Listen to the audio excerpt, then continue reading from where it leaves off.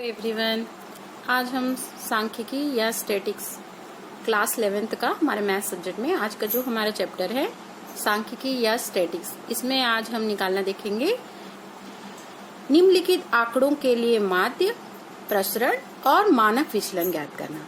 इसमें हम लोग मानक विचलन को ज्ञात करना देखेंगे। तो यहाँ पर दिए गए हमारे आंकड़े हैं 2, 4, 5, 6, 8 और 17। इसको कैसे हल करेंगे देखिए। सबसे पहले दिए गए आंकड़े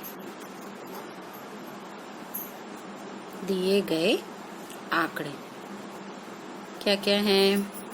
2 है, 2, 4, 5, 6, 8 एंड 17। यहाँ तक हो गया। अब इसका यहाँ n क्या होगा? पदों की संख्या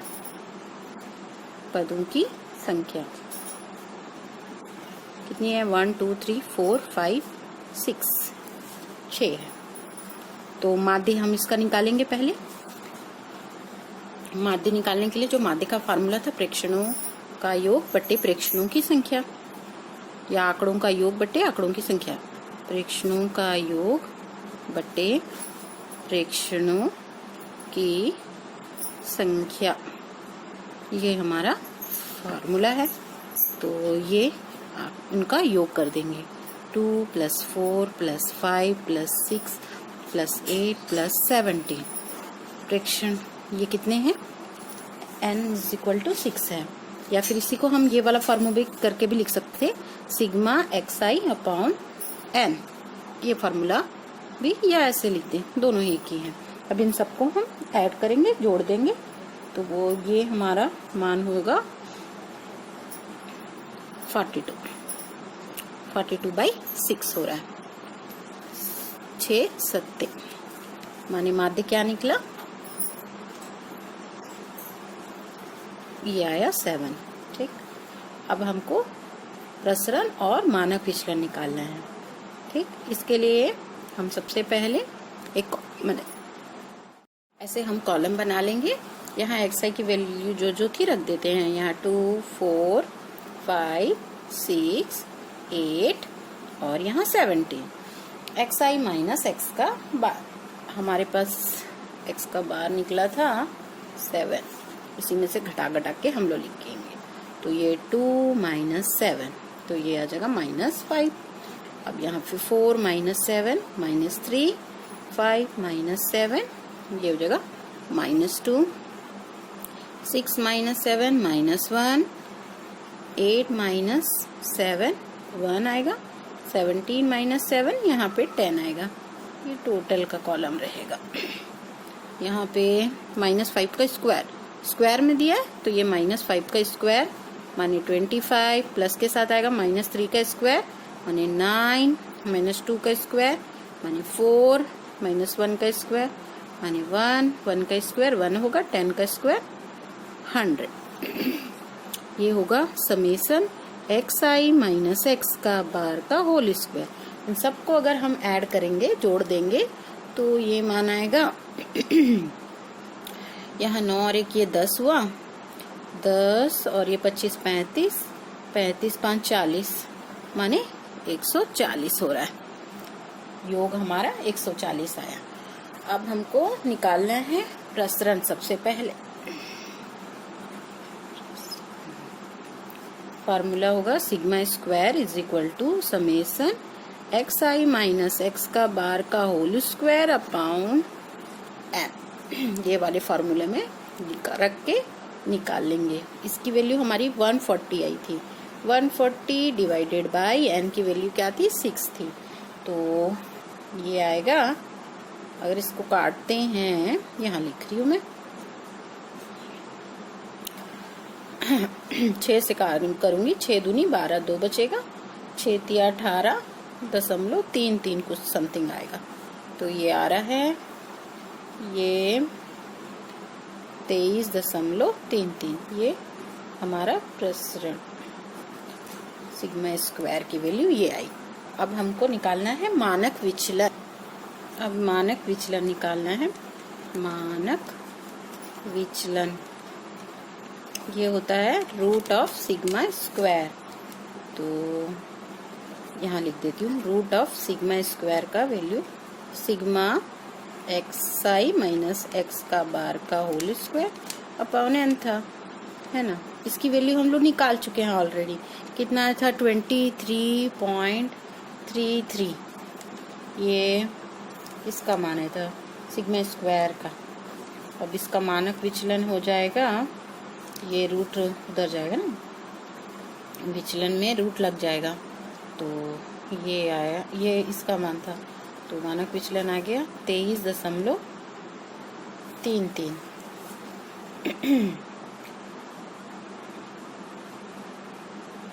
रूट में 23 क्योंकि सिग्मा स्क्वायर का मान हम लोग 23.33, अब ये रूट में है। विचलन आया, मानक विचलन ये आएगा रूट में 23.33 था। इसको हल करेंगे तो ये लगभग में आएगा 4.83 गुणित 4.83, लगभग ले रही हूँ इसको हल करने पर, तो ये 4.83 है, माने मानक विचलन हमारा आ गया 4.83। ये हमारा पहला क्वेश्चन कंप्लीट हो गया। ये हमारा सेकंड क्वेश्चन है। इसमें भी हमें निम्नलिखित आंकड़ों के लिए माध्य, प्रसरण और मानक विचलन ज्ञात करना है। तो यहाँ पर सबसे पहले दिए गए आंकड़े लिख लेते हैं, इसको भी सोल्यूशन स्टार्ट करते हैं। दिए गए आंकड़े क्या क्या हैं? ये है 227, 227, 235, 255, 269, 292, 299, 312, 321, 33, 333, 348।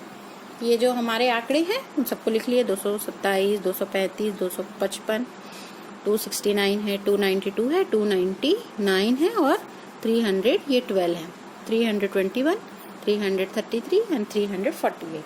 अब हम इसमें माध्य निकालेंगे। तो माध्य का जो फार्मूला होता है, माध्य बराबर या फिर प्रेक्षणों का योग बट्टे प्रेक्षणों की संख्या, वो हम लोग फार्मूला लगा सकते हैं। प्रेक्षणों का योग बट्टे प्रेक्षणों की संख्या, प्रेक्षणों की संख्या, या फिर इसको लिख लें समेशन xi अपॉन n।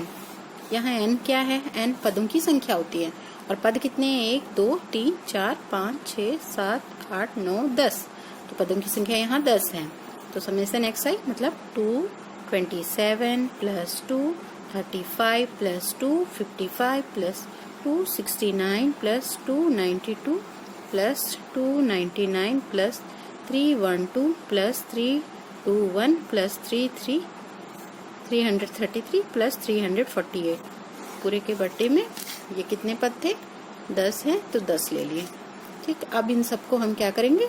जोड़ेंगे, और इन सबको जोड़ने पर हमारा मान आएगा, ये आ रहा है 2891 बट्टे में 10। जब इसको भाग दिया जाएगा तो 0.1 इधर से, तो 289.1 आ जाएगा। यहाँ तक आ गए। ये हमारा माध्य निकल गया, माध्य, इसी को हम x का बार बोलते हैं। अब हमें क्या निकालना है? प्रसरण और मानक विचलन की हमें गणना करनी है। कैसे करेंगे अब देखते हैं। इस टाइप से हम कॉलम खींच लेंगे। xi के जो पद हैं वो लिख देते हैं। 227, 235, 255, 269, 292, 299, 312 आएगा, 321 है अगला, और यहाँ है 333, 348। सारे पदों को लिख लिया।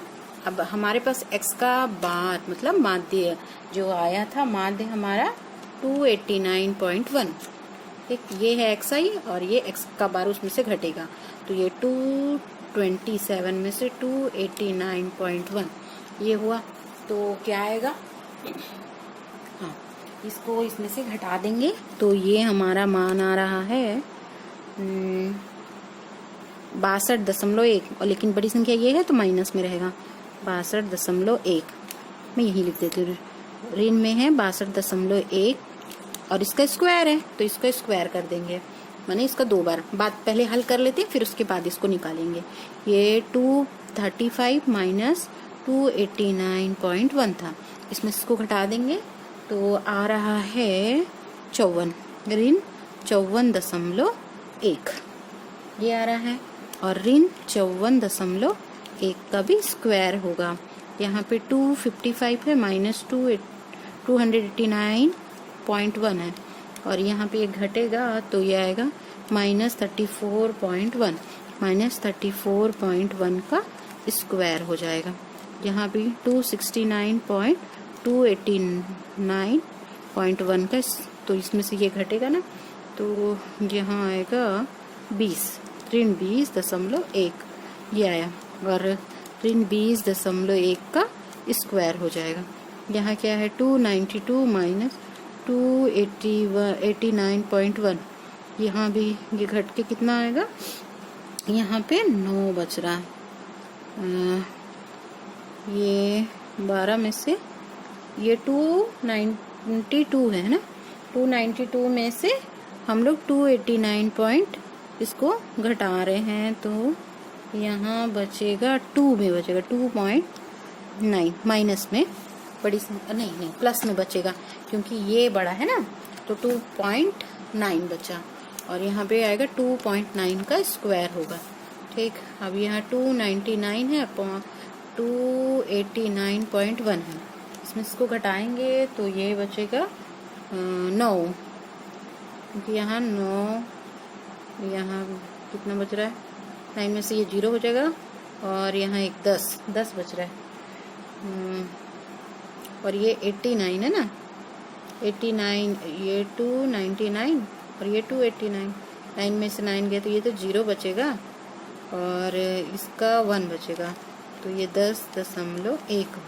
अच्छा 1 मिनट, यहाँ थोड़ी सी गलती हो रही है क्योंकि हम लोग इसको जब लेते हैं ना, यहाँ पे थोड़ा सा मैं आपको बता रही हूँ, 299 में से हमको घटाना है 289.1 को और यहाँ पे कुछ नहीं मतलब 0 लेके करेंगे तो ये 10 मानना पड़ेगा ना, तब ये 10 में से गया, यहाँ 9 बचेगा तो ये कम हो जाता है, इसलिए यहाँ पे कितना बचेगा 9, हमारा क्या बचेगा 9 क्योंकि यहाँ भी 9 बनेगा तो यहाँ आ जाएगा क्या 9.9 होगा।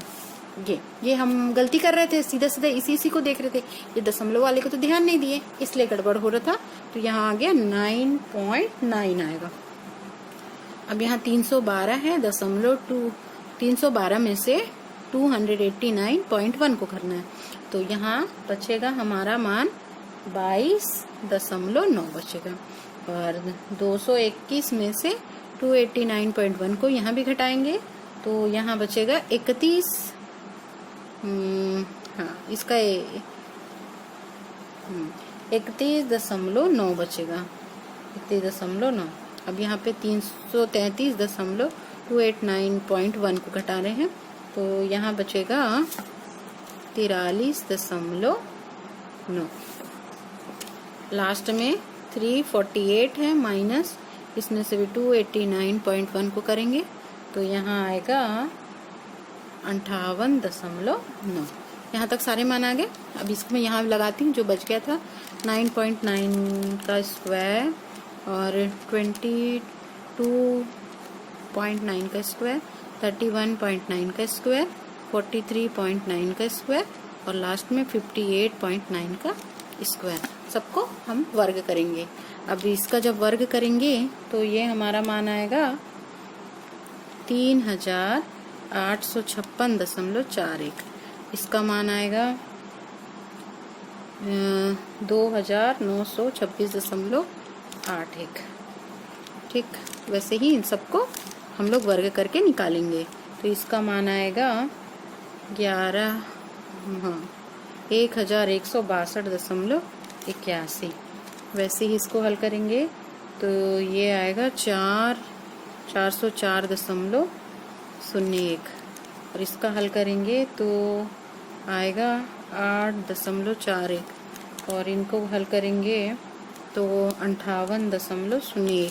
वैसे ही वर्ग किए हैं, वर्ग कर करके हम लोग निकाल रहे हैं और इसका हल करेंगे तो ये आएगा 524.41, यहाँ भी 1017.61 आएगा, और यहाँ पे 1927.21, यहाँ 3469.21। यहाँ तक हमारे मान आ गए। अब हम इनका योग करेंगे। तो यहाँ पे योग sigma xi minus xi x का बार का होल स्क्वायर बराबर, इन सबको हमको क्या करना है, जोड़ना है। जोड़ने पर हमारा जो मान आएगा ये आ रहा है 15,394.9। इन सब का योग करने पर ये वाला मान हमारा आया।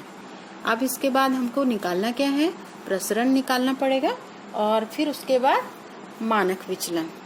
हम अब प्रसरण निकालेंगे। ये होता है सिग्मा का स्क्वायर माने सिग्मा xi माइनस x का बार का होल स्क्वायर अपॉन यहाँ n है, और इसका मान आया था ये हमारा मान आया था 15,394.9, और n का मान हमारा 10 है। जब इससे भाग देंगे तो ये दशमलव इधर चला जाएगा, ये आएगा 0.49, इतना आया 1539.49। और अब ये मान तो आ गया सिग्मा, ये प्रसरण का मान है सिग्मा स्क्वायर 1539। और अब हम मानक विचलन निकालेंगे। मानक विचलन क्या होता है, ये होता है root of sigma square. Sigma square का मान आया ये 1540.49। तो अब इसको जब रूट से बाहर निकालेंगे तो ये हमारा मान आएगा 39.24, लगभग में ले रहे हैं, ये हमारा आंसर बनेगा। इस प्रकार से आप प्रसरण और मानक विचलन और माध्य प्रसरण और मानक विचलन ज्ञात कर सकते हैं।